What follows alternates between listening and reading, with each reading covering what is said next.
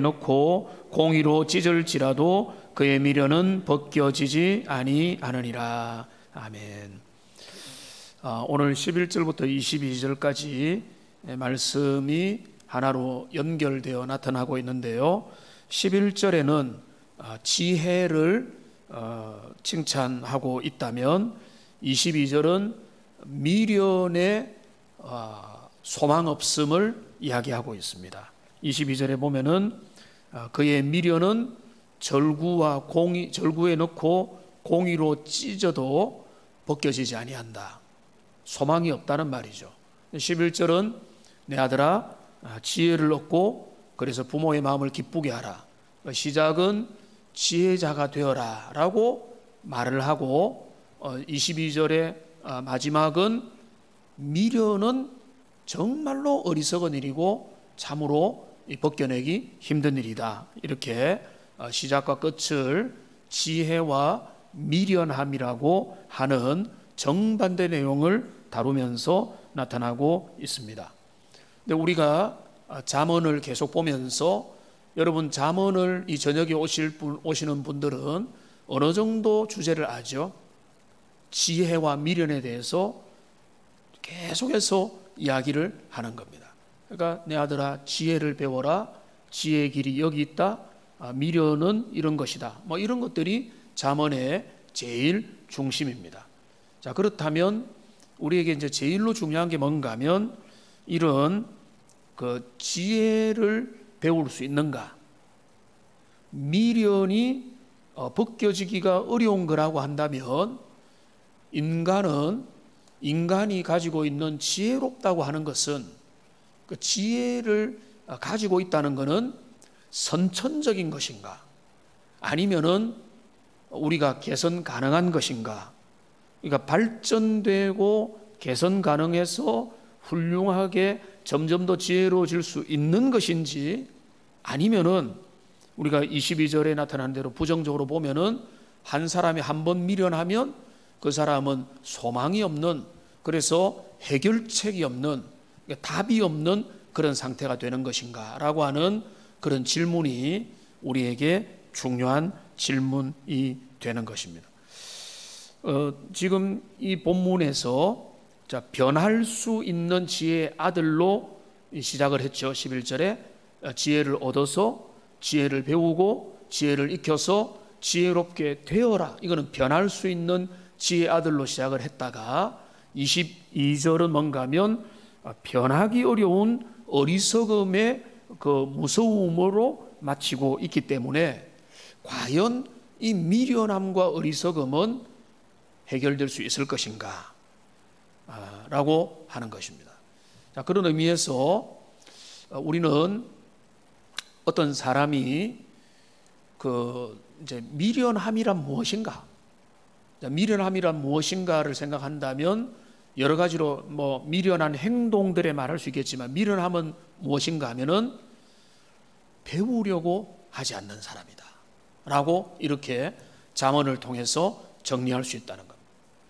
그러니까 나의 부족을 깨닫고 내가 무지하며 내가 모든 것을 다 아는 게 아니고 나는 연약하다. 오늘 집사님이 하나님 앞에 회개의 기도를 또 마음을 담아서 하셨는데, 내가 부족하다, 내가 참 연약하다, 이런 것들을 사실은요 깨닫고 발견하는 것이야말로 제일 좋은 지혜의 출발입니다. 그러니까 은혜가 주어지려고 하면은 은혜를 받을 만한 그릇이 돼야 되잖아요. 그 그릇이 뭔가 하면 나는 은혜가 필요합니다 라고 하던 것처럼, 여기 지금 이게 선천적으로 누가 더 센스 있게 태어났느냐, 누가 좀 더 IQ가 좋으냐, 누가 품종이 좋아서 그 부모와 가문이 좋아서 좀 이렇게 머리가 좋으냐, 그래서 처음부터 아주 이해력이 좋으냐, 이런 이야기를 하는 것 같지만 그게 아닙니다. 그렇게 한다면 원래 그 사람이 어떻게 태어나고 어떤 자질이 있느냐에 따라서 달라지는 거죠. 성경에서 말하는 지혜와 미련은 그게 아니고요, 여호와를 경외하면서 하나님의 말씀을 붙들고 하나님 앞에서 변화되려고 하고 새롭게 되려고 하고 하나님의 말씀 앞에서 나 자신을 비추어 보고 나를 반성하고 말씀 앞에서 새로 세워가면은 그게 바로 지혜를 향한 출발이 되는 것이고, 그런 사람은 소망이 있다는 거예요. 여기 미련은 해결책이 없다는 것은 배우지 않으려고 하고 듣지 않으려고 하고 여호와 경외하는데 마음을 닫아버린 사람은 정말로 소망을 찾기가 어렵다, 이렇게 우리가 봐야 된다는 거예요. 그러니까 뭔가 배우려고 하고 뭔가 하나님의 말씀에 기대하고 이렇게 이 주일 저녁에 정말로 이 보배로운 시간에 하나님의 말씀을 통해서 내가 주님 앞에 공동체 안에서 예배를 드리고 말씀 듣고 귀를 기울이고 하려고 하는 것 자체가 여러분 기본적으로 겸손한, 하나님의 말씀 앞에 나아오려고 하는 그런 태도가 된다는 것입니다. 그러니까 여러분 한번 스스로를 생각해 볼 때, 하나님의 사람은 자신의 지혜 없음을 인식하고, 우리가 교만할 수가 없어요. 지혜 없음을 인식하면은 하나님, 주님이 내게 지혜를 주셔야 됩니다. 우리 주님이 지혜의 참 근원입니다. 내가 세상에서 학위도 따고 고등 학문도 배우고 이런저런 했고 세상의 경험도 있지만 저는 이거로는 내가 하나님의 지혜를 담을 수가 없습니다. 이렇게 고백하면서 주님이 주시는 그 말씀이 최고의 지혜임을 알고 머리를 숙여야 그때부터 뭐가 일어납니까? 배움이라는 게 일어나고, 배움이 일어날 때 성장이 일어나고, 그 배움의 스파크가 한번 일어나면요, 성장이 엄청 빠르게 일어날 수 있게 되는 겁니다. 그래서 지금 아버지가 아들에게 하는 말 중에 핵심은 뭔가 하면, 아들아, 너가 정말로 지혜로운 아들이 되기를 원한다. 그 말은 뭔가 하면, 원래부터 똑똑하고 원래부터 IQ 좋고 원래부터 뭐 교육 많이 받아가지고 교양과 이런 게 아니라 여호와를 경외함으로 하나하나 발전하고 배워가고 개선될 수 있게 되기를 바란다. 그게 없으면 너 인생은 정말로 비참해지는 것이고 소망이 없는 것이다. 이런 이야기를 오늘 문맥 속에서 하고 있는 것 같습니다. 먼저 11절 말씀을 좀 보시면요, 11절을 같이 한번 읽어보겠습니다. 내 아들아, 지혜를 얻고 내 마음을 기쁘게 하라. 그리하면 나를 비방하는 자에게 내가 대답할 수 있으리라. 이 앞에서 제가 말씀을 드렸고요. 근데 아들이 지혜를 얻는데 아버지 마음이 기쁘죠. 여러분, 이거는 당연한 지금 상식입니다. 자녀가 바른 길을 걸어가면 부모는 너무 기쁘죠. 주변에 사랑하고 싶죠. 밥을 안 먹어도 배가 부르죠. 행복함이 넘치죠. 세속적인 부모라면 그 세상적으로 잘 되면 기쁘죠. 하나님을 믿는 믿는 부모가 자녀가 신앙에 관심을 가지고 말씀에 귀를 기울이고 스스로 알아서 큐티도 하고 하나님 앞에 기도하면서 인생의 경로를 묻고 이러면은 부모가 얼마나 그 자녀를 바라볼 때 대견하겠습니까? 영적인 부모의 마음도 그렇지 않겠습니까? 자기 신앙적인 영적인 자기 문제는 자기가 스스로 해결할 뿐만 아니라 건강하게 주님 앞에 나가고 하나님 앞에서 사명을 감당하고 자기 은혜를 스스로 항상 주님과 좋은 관계를 유지하는 모습을 바라보면 그게 어느 정도 보이지 않습니까? 그걸 바라보면 마음에 기쁨이 있는 거죠. 그러니까 지금 이제 잠언의 기자는 말하는 겁니다. 지혜를 너가 얻고, 그래 지혜를 간구하는, 지혜를 찾고 배우고 익히고 듣고 그 개선하려고 하는 그런 모습을 보여주면 내 마음이 기쁘겠다. 근데 기쁠 정도가 아니라 그 다음에 한 단계 더 나아가서 뭐라고 하는가 하면 나를 비방하는 자에게 내가 대답할 수 있으리라 라고 하는 좀 의외의 말이 나오고 있습니다. 자, 이 말의 해석이 조금 쉽지는 않은데요, 저는 이렇게 의미를 해석하는 게 어려울 것 같습니다. 그러니까 지금 이 아버지는 자녀 보고 신앙, 말씀, 하나님 중심 이것만 가르친 거예요. 근데 주변의 사람들이 보면 계속 이 부모를 보면서 때로는 욕하는 거예요. 그리고 그래가지고 자녀 그렇게 하나님 중심으로 매여가지고 그렇게 가르치는 게 과연 옳으냐라고 그렇게 비난도 오해도 공격도 당할 정도였다는. 근데 그 자녀가 부모의 그 귀에 정말로 못이 박히도록 했던 그 말을 따라서 자녀가 거기에 걸맞게 반응을 하면 이제 부모가 어떤 입장이 되는가 하면 이제 부모는 할 말이 있는 거죠. 말할 필요 없죠. 내 자녀 봐라. 이렇게 하나님 경외하면서 자기의 삶을 잘 살고 있다. 다른 말이 필요 없고, 그러니까 이제는 발을 뻗고 편안하게 잠들 수 있는 상태가 된다는 거예요. 그러니까 지금 부모의 평생 염려는 뭡니까? 자녀겠죠. 근데 이 자녀가 믿음 생활 잘하고 여호와 경외하고 하나님 원하시는 기쁨의 삶을 살아가면 신앙의 부모는 그게 최고의 기쁨이고 이제는 정말로 남부럽지 않은 그런 행복이 그 마음에 들겠다. 아들에게 자녀에게 지금 그 이야기를 지금 하고 있다. 이렇게 봐야 된다는 것입니다. 그러면서 이제 12절부터 14절까지 보면 지혜로운 일, 어리석은 미련한 행동들에 대해서 여기 나타나 있습니다. 12절부터 14절에 보면 어리석은 자의 행동들이 연속적으로 나타나는데 좀 길지만 12절부터 14절 같이 한번 읽어보겠습니다. 슬기로운 자는 재앙을 보면 숨어 피하여도 어리석은 자들은 나가다가 해를 받느니라.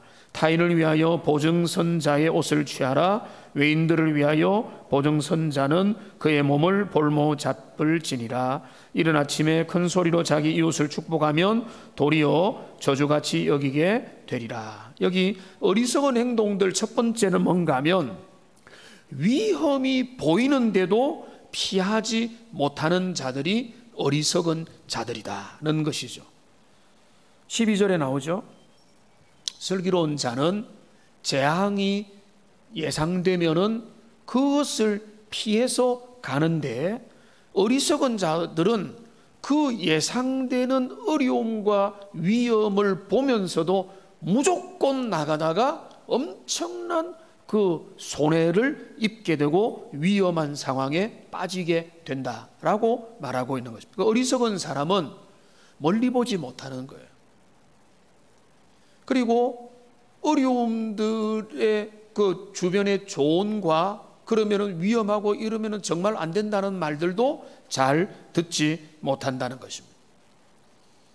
근데 이거는 오늘 집사님 고백하신 김에 저도 좀 고백을 하면 저에게도 그런 문제가 있습니다. 지금도 이제 싸우고 있는 문제가 이 식탐의 문제예요. 근데 제 아내는 그런 건 너무 잘 조정을 하는 편이거든요. 근데 아내 입장에서 볼 때는 제가 이해가 안 될 때가 많아요. 근데 저는 제가 지금 보면은 엄청 조절이 많이 된 상태가 지금의 상태라도 근데 그 보면은 이런 거죠. 이게 어떤 건가 하면 자, 지금 내 앞에 있는 맛있는 게 있다. 예를 들어서 이제 단 게 있다. 그리고 눈에 보이기에 이걸 먹고 싶다. 뭐 이런 게 있는데 사실은 그런데 여러분 다 그렇겠지만 20, 30대, 10대에 라면을 1인당 한 3개씩 끓여서 먹고 밥 말아 먹고 국물 남기지 않았던 그런 시절들이 다 있었지 않습니까? 이제 그런 때를 가만히 생각해 보면 원래 말했던 게 뭔가 하면 그 젊을 때 그 영양에 대한 식단의 관리가 그 다음에 10년을 좌우하고 그 다음에 또 그 후에 10년이 이후에 또 10년을 가요. 저희 50대의 이 지금 여러 가지 몸의 모습들은 40대의 그 식단의 문제, 운동의 문제 이런 것들로 관리의 문제가 50대에 나타난다. 이렇게 이제 본다는 것을 알고는 있다는 거죠. 알고는 있죠. 근데 제 아들도 그렇고 아들한테 말하지 마십시오. 근데 그 말을 새겨 듣지를 않아요. 단 거, 맛있는 거, 콜라, 사이다, 햄버거 제가 옛날에 했던 거 그대로 따라하는 거예요. 근데 그게 우리의 미련함이라는 거예요. 그러니까 그 미련함은 눈앞에 보이는 어려움을 우리가 조심하는 거, 앞에 차가 온다 피하고 기차가 온다 피하고, 이런 거는 웬만한 사람이 다 하지만은 예상되는 어려움이라는 것도 있잖아요. 우리가 이렇게 되면 저렇게 될 것이다라고 하는 예상되는 어려움을 알면서도 그걸 아는 거하고 나한테 그게 직접적인 손해가 없고 직접적인 문제가 없으니까 거기에 대해서 적극적으로 실천을 하잖아요. 제가 지금 여러 가지 식단과 이런 거를 조절을 좀 하거든요. 그런데 사실은 죄송하지만 예방이 아니라 관리 차원에서 하는 거예요. 예방해서 하면은 그게 너무 우리 인생에 복된 것이고 몸을 건강하게 만들고 활력 있게 만들고 운동을 하고 식단 조절을 하면은 그게 예방이 되어서 우리의 삶에 얼마나 큰 기쁨인데도 제가 참 사람이 미련하니까 증상이 안 나타나면은 그냥 모른 척하고 누리고 즐기고 괜찮겠지 하면서 하다가 어느 순간에 지나보면은 여러 가지 또 위험에 노출될 수 있다는 거죠. 그러니까 이게 참 남들의 문제, 뭐 뻔한 이야기 같지만은 우리가 지금 이거, 그러니까 그 재앙을 미리 예상을 하고 그것들을 미리 조심하고 피하는 것, 이거는 지혜자의 특징이다. 그러니까 참 어른들 말을 새겨 듣고 좋은 어떤 원리들을 지켜 나가는 거, 그런 것들이 우리의 삶에 중요한데, 어리석은 사람, 미련한 사람은 그런 말을 듣지 않는 거예요. 듣지 않고 내 하고 싶은 대로 내가 그냥 내 본성이 따르고 그냥 사회에서 제공해 주는 것을 하니까 그게 이제 미련함이 쌓이다 보면은 육체의 문제, 정서의 문제, 내면의 문제, 많은 문제로 연결될 수밖에 없다는 것입니다. 그러니까 우리가 여러분 주변에서 경고를 많이 하거나 아니면은 이런 게 보편적으로 문제가 되는 거라고 예상을 하거나 이런 많은 이야기가 여러분이 들을 때는 그거를 신중하게 받아들여서 그거를 적극적으로 받아들이면 예방이 되는 거고요. 참 미련해서 예방이 안 되면 나중에는 치료 차원에서라도 적극적으로 그런 부분들을 정리해 나가야 되는 것이다. 그 어리석은 자는 그걸 그대로 밀고 나가다가 결국은 아픔을 당하고 해를 당하게 되는 것이다. 이것을 여기서 말하고 있습니다. 그 다음에 13절의 내용은요, 두 번째로 뭔가 하면 보증의 문제를 아주 신중하게 접근할 것을, 이거는 누차 말했는데 여기에서는 너는 보증을 서지 말라고 하는 내용들은 좀 많이 나왔는데 오늘 본문에서 나오는 것은 조금 다릅니다. 타인을 위해 보증 선 자의 옷을 취하라. 한번 생각해 보면 뭔가 하면 누가 보증을 서준 그 사람도 함부로 믿지 마라, 이 말이에요. 그러니까 너가 모르는 사람이 너를 위해서 보증을 서주겠다고 하면은 그거를 그대로 받아들이지 말라는 거예요. 그러니까 이거는 뭐 믿지 못하는 사회다 이런 말이에요. 그러니까 신뢰할 수 있어야 된다. 신뢰하지 못하고 묻지도 않고 확인도 안 하고 그저 누가 너에게 좋은 거 해줬다면 넙죽 덥숙 그런 거를 붙잡는 게 너는 그거는 어리석은 자의 모습이다. 그러니까 눈에 보이기 좋으면은 그거를 그냥 딱 받아가지고 해결을 하지 말고 내가 그 사람을 믿을 만한가? 내가 그 사람, 여기 타인을 위해서 보증선자라는 것은 제3자 남이거든요.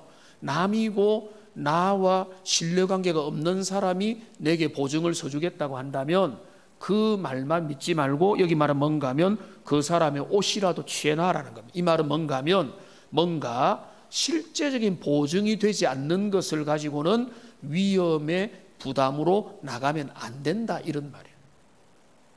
그러니까 이 말을 바꾸어서 말하면 절대로 보증 서지 말라는 말이 아니죠. 여러분, 자녀가 정말로 어려움에 처해서 보증을 서야 될 일이 있고 내가 그 보증을 감당할 수 있다면 서줄 수도 있죠.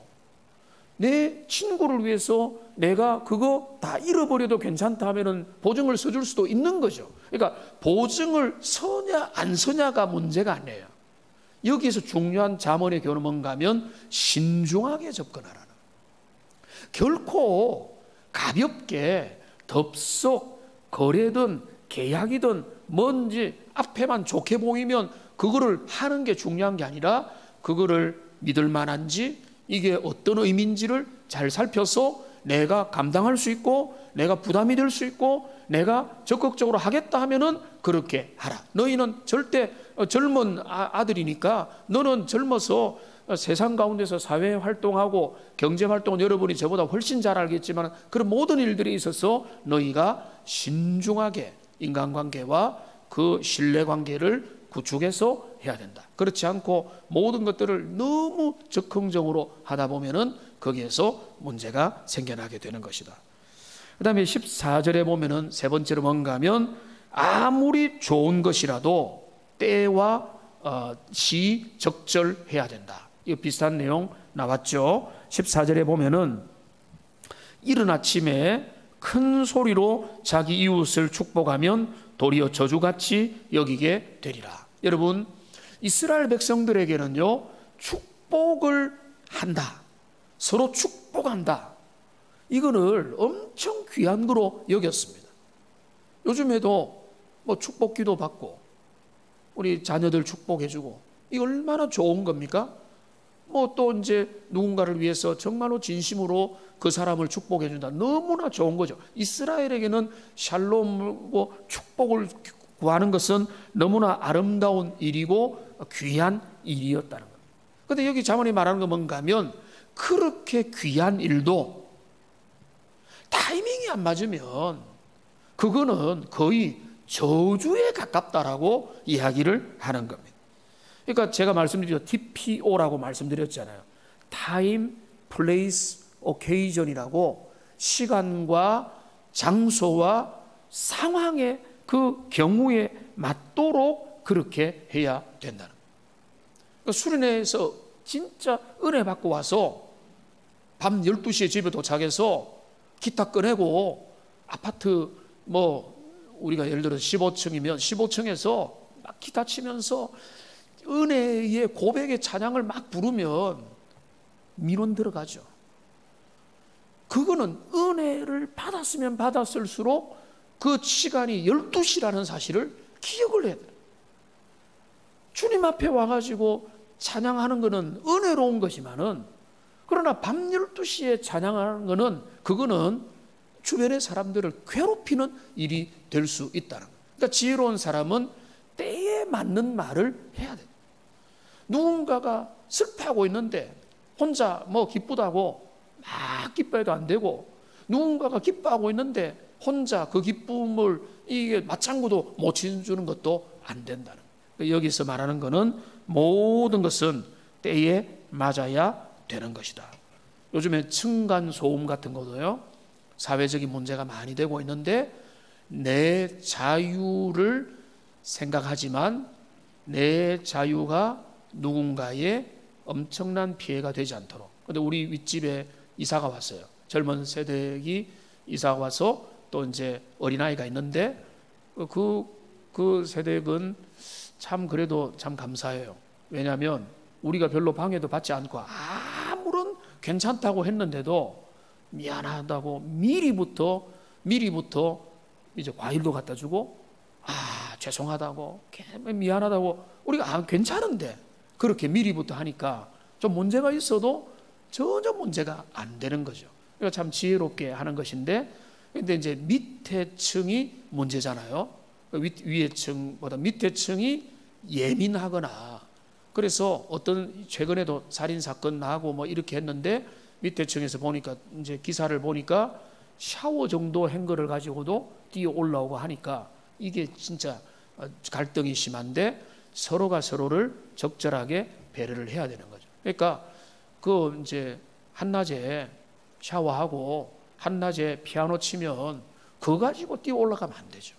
그러니까 서로가 서로를 배려해야 되는데, 그럼 우리가 그리스도인이니까 주변에 해를 끼치면 안 된다. 그러니까 아무리 좋은 일이라도, 아무리 내 마음이 좋아도 상황과 주변을 살펴서 행하는 것이 지혜로운 것이다. 그러니까 미련한 사람은 그런 주변머리가 없다는 거죠. 그런 주변머리가 없으니까 그의 마음은 순진할 줄 몰라도 그게 적절한 센스로 통하지를 못한다, 이런 의미가 되겠습니다. 지금 솔로몬이, 지금 이제 잠언의 기자가 말하는 또 15절 16절인데요. 자, 15절 16절 같이 한번 읽어보겠습니다. 다투는 여자는 비 오는 날에 이어 떨어지는 물방울이라 그를 제어하기가 바람을 제어하는 것 같고 오른손으로 기름을 움키는 것 같으니라. 이 당시의 속담일 수도 있지만 제가 의심을 하는 것은 지금 솔로몬이든 이 잠언의 저자는 아무래도 자기와 함께 침실을 쓴 사람이 그 부인이든 첩이든 그 어떤 그 여인들 중에서 자기가 사랑했지만 견딜 수 없었던 여인이 한 사람 있었던 것 같아요. 그러니까 이 몇 번이고 이야기를 잠언에서 하고 있거든요. 그런데 그러니까 다투는 여자를 조심하라, 이 말을 말하면 뭔가 하면 배우자를 선정할 때 기준이 중요하다는 거예요. 다투는 여자, 남자도 마찬가지죠. 그러니까 그 사람이 어떤 사람이냐, 다투기를 좋아하느냐, 그거는 아주 이제 문제가 될 수 있다는 거예요. 그러니까 다투는 여자를 배우자감으로 삼지 마라, 이렇게 아들에게 교훈하는 것입니다.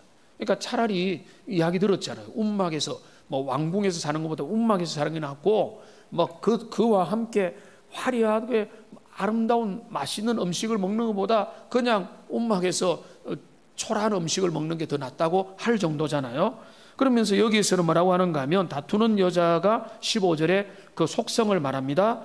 비 오는 날에 이어 떨어지는 물방울 같다. 그러니까 비가 옵니다. 그러니까 처마 같은 데서 어릴 때 보면은 비가 오면은 계속해서 물이 떨어지는데 이 물이 쉬지 않고 떨어지는 거죠. 계속해서 떨어진다는 말은 뭔가 하면 이 완전히 논란이 끊이지가 않는다.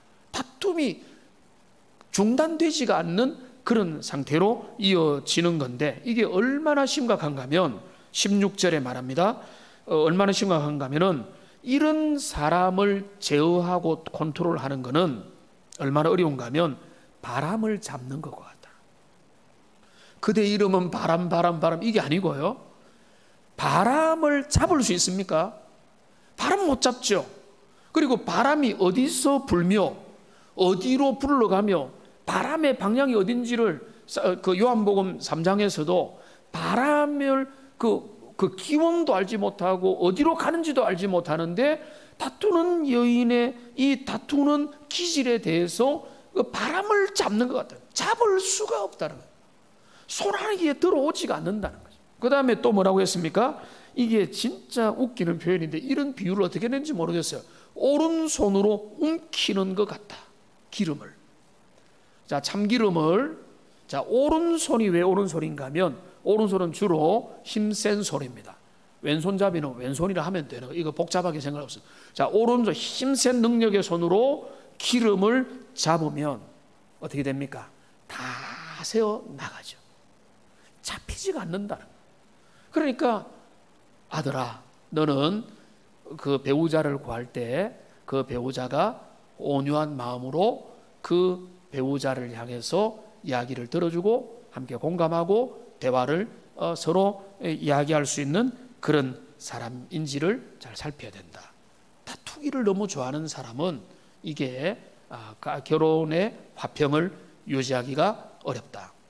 집으로 돌아가서 당신 그래서 우리가 지금 싸우는 거야 이렇게 하지 마시고 그게 중요한 게 아니라 기본적으로 솔로몬이 이렇게 말하고 있는 것입니다.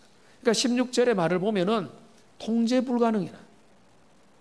그러니까 그게 이제 입이 좀 그쳐져야 되고 또 이제는 침묵하며 또 서로를 배려하며 또 온유하게 대화가 돼야 되는데 그게 안 되면 그 가정에 불화들이 계속해서 생겨나게 된다. 이런 의미가 되겠습니다.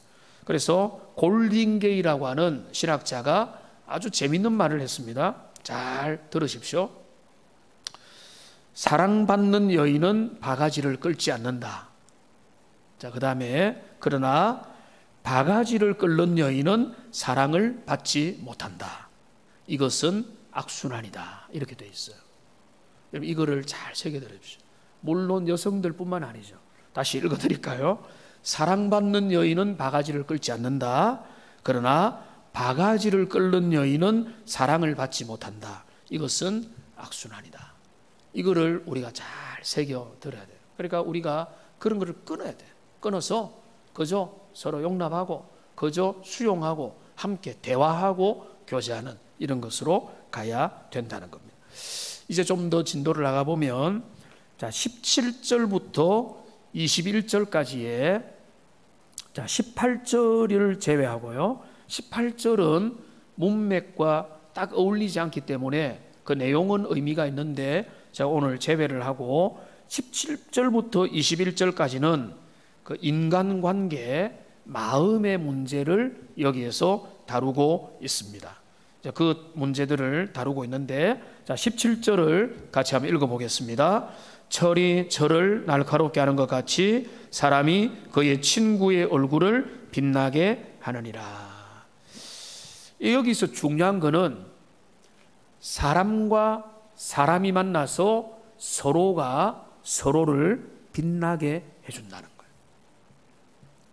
그 제일 좋은 샘플은 멀리 갈 거 없어요. 부부관계입니다.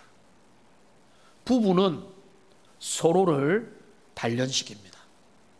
서로를 연단시킵니다. 신앙 안에 있는 부부는 서로가 서로에게서 배웁니다. 저도 제 아내한테 많이 배우고 또 이제 많은 시간들을 통해서 서로를 통해서 많이 단련받고 확인하고 또 더 참 이렇게 성화되어 가고 성숙해 가는 겁니다. 그러니까 여기 신혼은 별로 없죠. 신혼일 때는 부부 관계에서 뭐 아름답게 그냥 뭐 서로가 사랑으로 잘 간다 이것만 생각하지만은 철이 철을 날카롭게 하는 관계로 부부 관계가 이제 성화되어 간다고 저는 믿어요. 그러니까 그 가운데서 이제는 서로가 서로를 그 아주 필요한 존재로 또 서로에게 아름답게 또 필요하게 또 지지되어 주고 또 이렇게 보완되어 가면서 함께 살펴가는 겁니다. 그게 이제 하나님께서 부부를 허락하신 이유인데 친구를 허락하신 이유도 그렇다는 거예요. 진짜 좋은 친구는 어떤 친구일까요? 내게 나의 안 좋은 것들도 이야기해 주는 친구가 진짜 좋은 친구. 입 바른 말, 무조건 좋은 말만 해주는 게 아니라 내게 해주고 싶은 말. 격려도 하고 그저 내 이야기 들어도 주지만은 내게 또 은근히 내게 또 요청을 하고 이런 모습을 되면 좋겠다. 서로가 서로를 통해서 발전시킬 수 있는. 여러분 보세요. 철이 얼마나 강도가 셉니까? 철이 강도가 센데 이 강도 센 철을 벼루기 위해서는 같은 강도 또는 그보다 더 강도가 센 것이 함께 부딪힐 때 그 철이 예리해지고 벼루어지는 거예요. 강도가 같은 강도나 이상적인 강도를 만나지 않으면 아무런 일도 일어나지 않습니다. 그러니까 하나님께서 또 때로는 그런 오전 말씀과 연결시켜 보면 우리 주변의 성도들을 만나게 하신 것들도 때로는 서로가 서로에게 철과 철의 역할을 하는 거예요. 그래서 주님의 뜻 가운데서 함께 세워가고 함께 다듬어져가고 연약한 부분들 좀 이렇게 보듬어가고 조율해서 또 아름답게 또 세워져가는 그런 역할을 하도록 친구를 줬고 우리의 동료를 줬고 우리의 형제들을 주고 우리의 가까운 우리의 사람들을 둔 것입니다. 그러니까 그거를 여러분 가까이 즐겨해야 됩니다. 하나님 내게 이런 좋은 나의 믿음직한 친구 우정의 관계 주신 거 감사합니다. 나의 배우자와 함께 진리의 길을 같이 걸어가고 있다면 얼마나 더 좋습니까? 함께 주님 앞에서 가고 또 좀 부족한 부분에 대해서는 서로가 서로에게 보완을 해주고 근데 각자의 관점이 다르기 때문에 누가 꼭 맞다 틀렸다는 아니지만은 그러나 그 관점에서 보다 보면은 균형을 또 이룰 수 있잖아요. 그래서 남녀의 균형을 이루고 가정의 균형을 이루고 우리의 삶의 균형을 이루어가는 그것이 바로 인간관계의 본질이다. 그래서 우리가 누가 이런 이야기 합니다. 내가 직장 다닐 때는 직장에 딱 다닐 때는 막 이렇게 장례가 나면은 사람이 그래 왔는데 내가 강제 퇴직을 당해서 딱 있다 보니까 1년밖에 안 됐는데 조문객 찾아오는 사람이 없어. 딱 2사람밖에 안 왔다. 이 드라마에 그런 게 나오던데 그런 일이 일어날 수 있다. 그러니까 우리의 관계 속에 피상적인 관계는 의미가 없는 게 아닙니다. 그거는 우리가 이 사회생활을 하면서 맺어야 되는 관계지만은 우리의 그 관계망 속에서 좀 더 깊은 관계, 좀 더 의미 있는 관계, 좀 더 내면을 정말로 우리의 철을 날카롭게 하는 정도의 관계가 많지는 않아도 되지만 몇 사람들은 있어야 되는 거예요. 그러니까 그런 동력자들, 그런 정말로 좋은 사람들, 멀리 갈 필요 없어요. 부부가 그렇게 되면 돼요. 여기 뭐 부부 앉았고 막 그렇게 앉으셨네. 부부가 서로가 서로에게 그런 좋은 역할을 해주는 거죠. 그리고 또 동성지간의 친구끼리도 그런 역할을 하는 거고. 그래서 그게 바로 하나님이 원하시는 모습이다라고 하는 것입니다. 19절에 보면 왜 그게 이제 우리에게 좋은 게 되는가 하면 19절 같이 한번 읽어보겠습니다. 물에 비치면 얼굴이 서로 같은 것 같이 사람의 마음도 서로 비치느니라.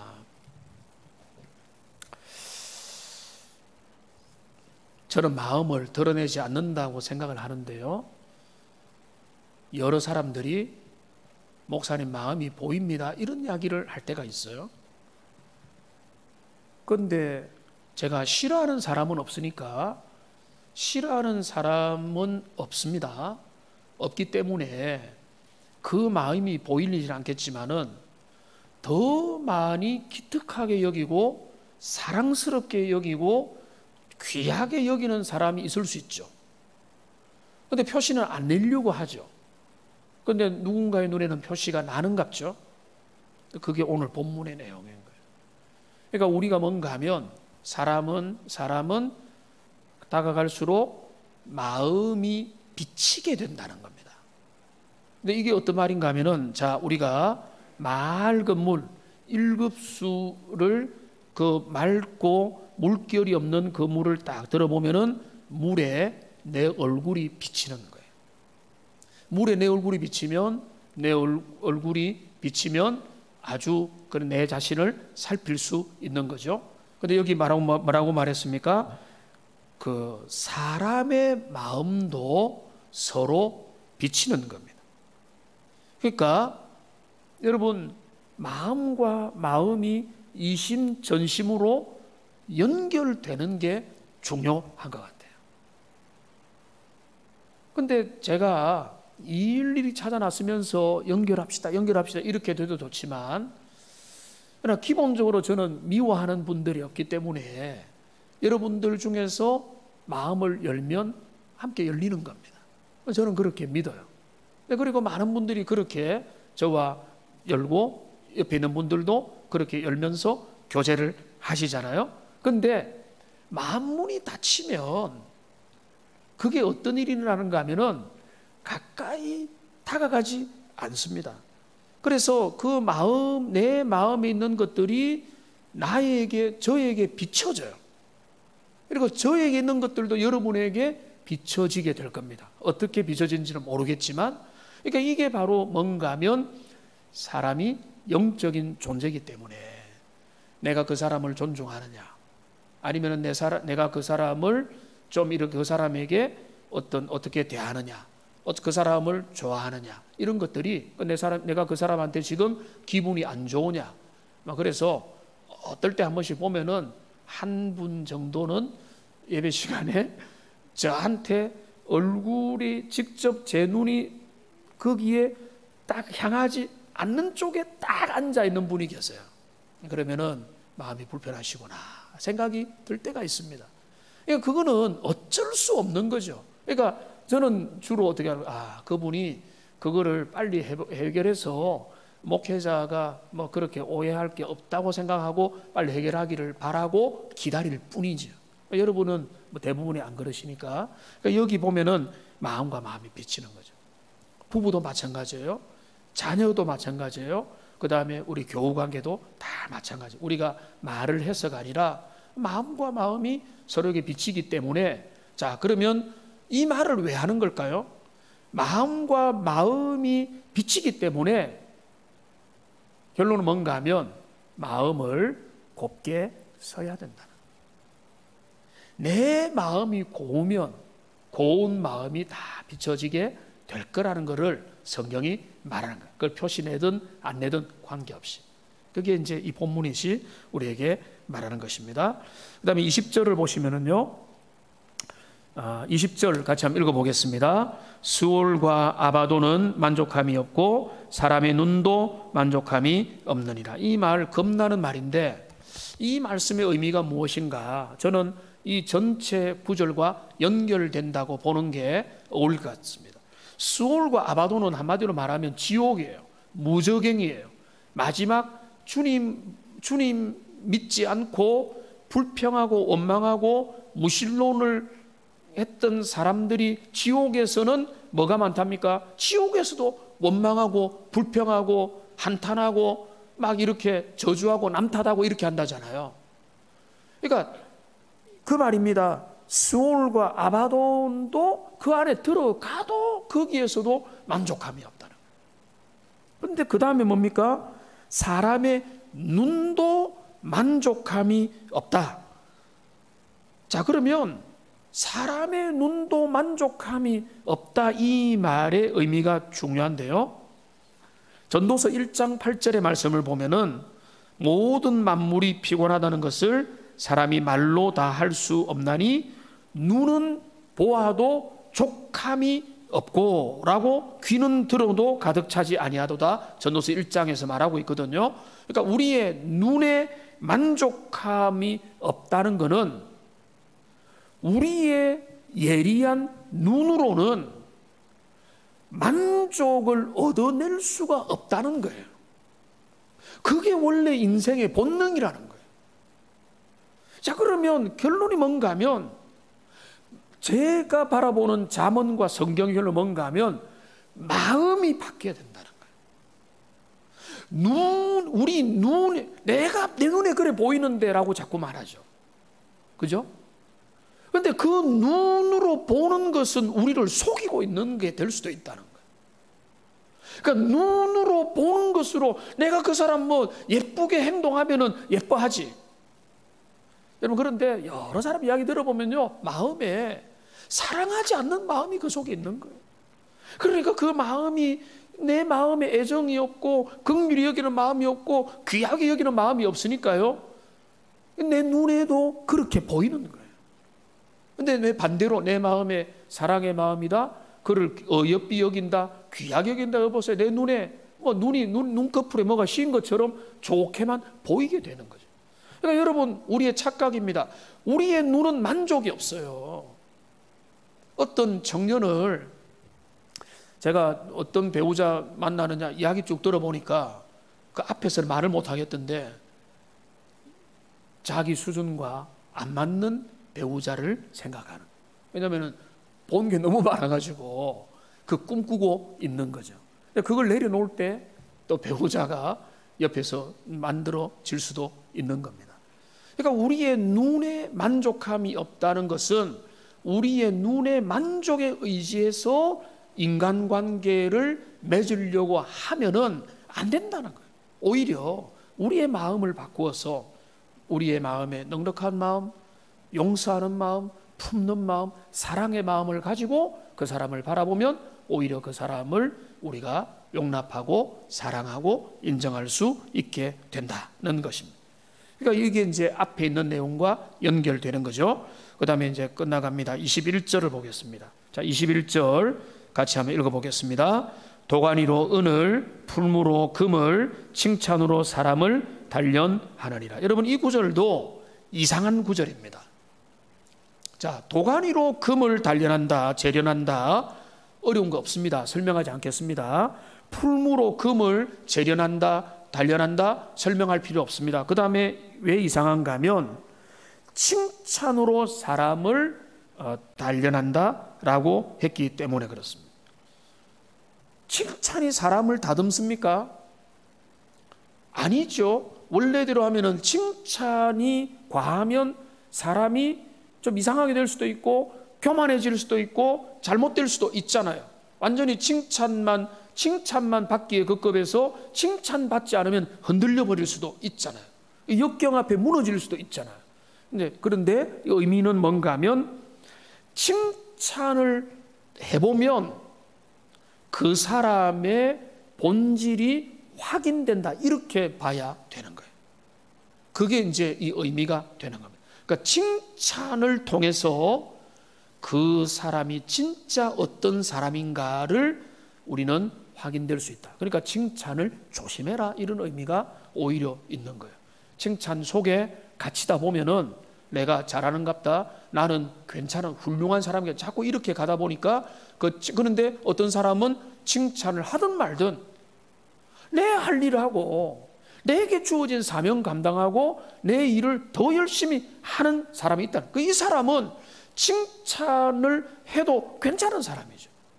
근데 어떤 사람은 그냥 칭찬했다가 이 칭찬에 정신을 못 차리고 자기 능력 이상의 교만으로 빠지게 되거나 착각을 하게 되면은 이 사람은 칭찬이 이 사람한테 독이 되는 거죠. 그러니까 칭찬도 우리의 삶에 중요한 철의 역할을 하는 것이다.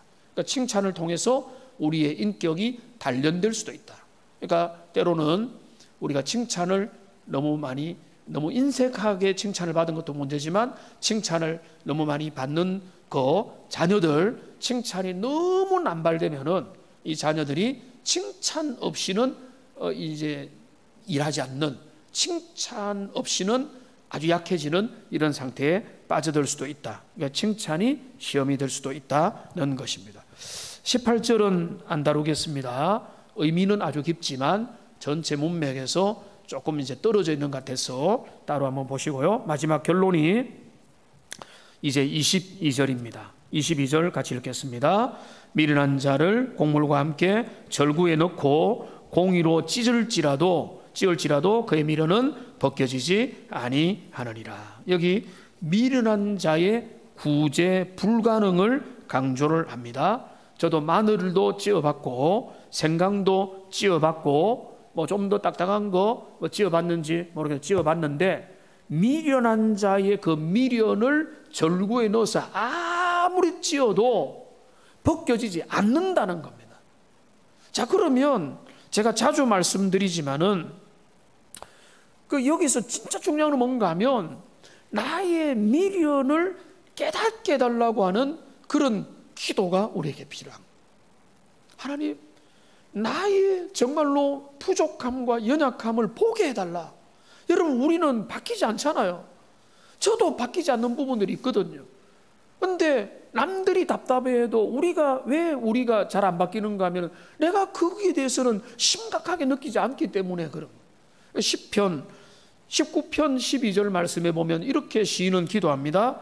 자기 허물을 능히 깨달을 자가 누구리요? 나를 숨은 허물에서 벗어나게 하소서.